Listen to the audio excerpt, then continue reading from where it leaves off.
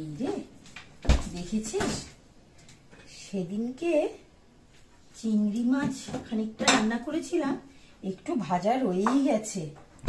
তাহলে চিংড়ি মাছের আজকে কিছু একটা বানিয়ে ফেল। ভাবছিলাম তো সর্ষে পটল বানাবো, পটল বেরও করে রেখেছিলাম। ঠিক আছে, দেখছি কি বানানো যায়। ওকে, চিংড়ি মাছ আর পটল দিয়ে যদি কিছু একটা ম্যাজিক করতে পারিস। ম্যাজিক? হ্যাঁ, দেখছি কি ম্যাজিক করতে পারি। ঠিক আছে, পটলগুলোকে ছাড়াই তো। ম্যাজিকটা কিসের হবে? তরকারি খাবি কিছু নাকি বাটা ভর্তা কিছু? না, অবভিয়াসলি বাটা ভর্তা। বাটা ভর্তার অপশন থাকলে ওটার বাইরে অন্য কিছু তো বলবো না। ঠিক আছে, দেখছি। ওকে, প্রথমে পটলগুলো খোসা ছাড়িয়ে টুকরো টুকরো করে কেটে নিলাম। এবার কড়াইতে তেল গরম করে পটলগুলো নুন আর হলুদ দিয়ে ভালো করে একটু কম আঁচে ভাজতে শুরু করলাম। যখন পটলটা বেশ নরম হয়ে এসছে তখনই চিংড়ি মাছগুলো দিলাম আর বেশ কিছুটা ধনেপাতা দিয়ে একবারে নাড়াচাড়া করে এটাকে মিক্সির বাটিতে তুলে নিলাম, রেখে দিলাম ঠান্ডা হওয়ার জন্য।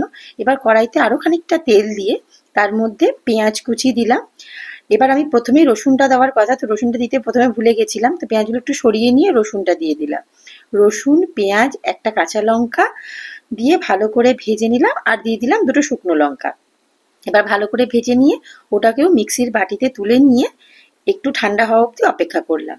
ঠান্ডা হয়ে গেলে ওটাকে বেটে পেস্ট বানিয়ে নিলাম।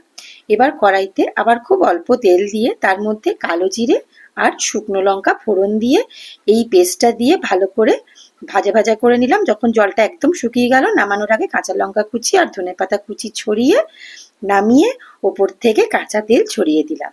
ব্যাস, রেডি হয়ে গেল পটল চিংড়ি মাছের ভর্তা।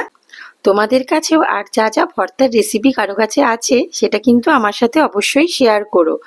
আর এই রিলটা কেমন লাগলো সেটাও কমেন্টে জানিও। বাইরে বেশ ঝমঝমিয়ে বৃষ্টি আর এইদিকে ভাতের পাতে দ্বীপের এই চিংড়ি আর পটলের ভর্তা, পুরো ম্যাজিক। ওটা ওর ভিডিওর শেষে ওর মুখ দেখলেই বুঝতে পারবে যে বিশাল খুশি হয়েছে এটা খেয়ে।